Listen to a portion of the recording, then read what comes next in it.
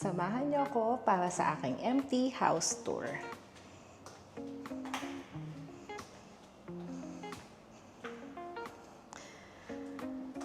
Ito ang aming 2-bedroom flat na lilipatan. So, ito ang aming hall.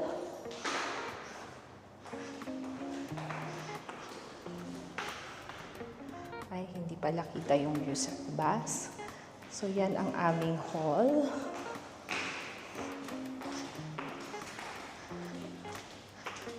Next is, ito ang aming toilet.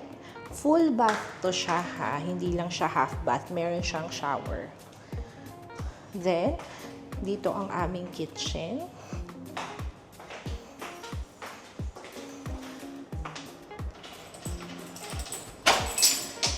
Meron din siyang terrace para pag nagsampay or kung anumang pwede mong gawin dyan.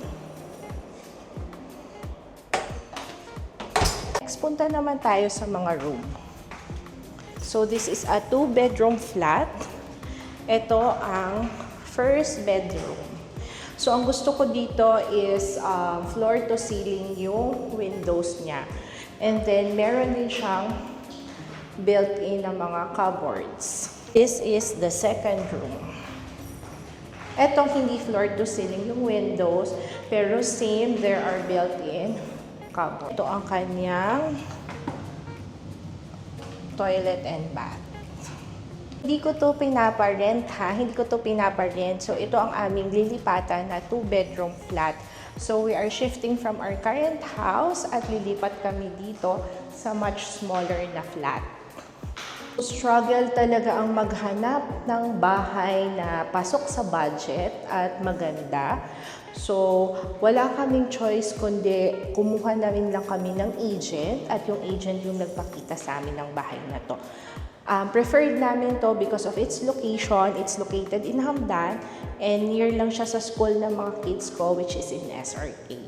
So, ang price nito is 2-bedroom flat dito sa Abu Dhabi. Nag-range siya between 50 to 60,000 dirhams per year, pero meron pa ding mas mahal doon. So, yung mga kinukuha ko lang, yung mga ganun lang na budget range between 50 to 60,000 dirhams.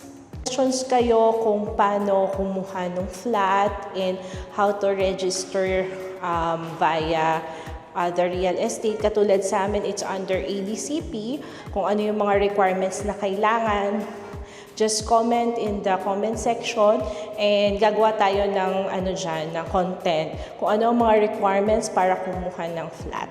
Then, kung how much yung amount na kailangan yung i-prepare para kumuha ng flat, medyo malaki-laki talaga siya. Apart from the cash, kailangan mo din ng checks. Noon nga ang una kong nalaman kung magkano lahat yung babayaran ko, parang gusto ko na lang maging homeless, mga ganong level talaga. Kasi ang laki talaga ng gastos para kumuha ng flat.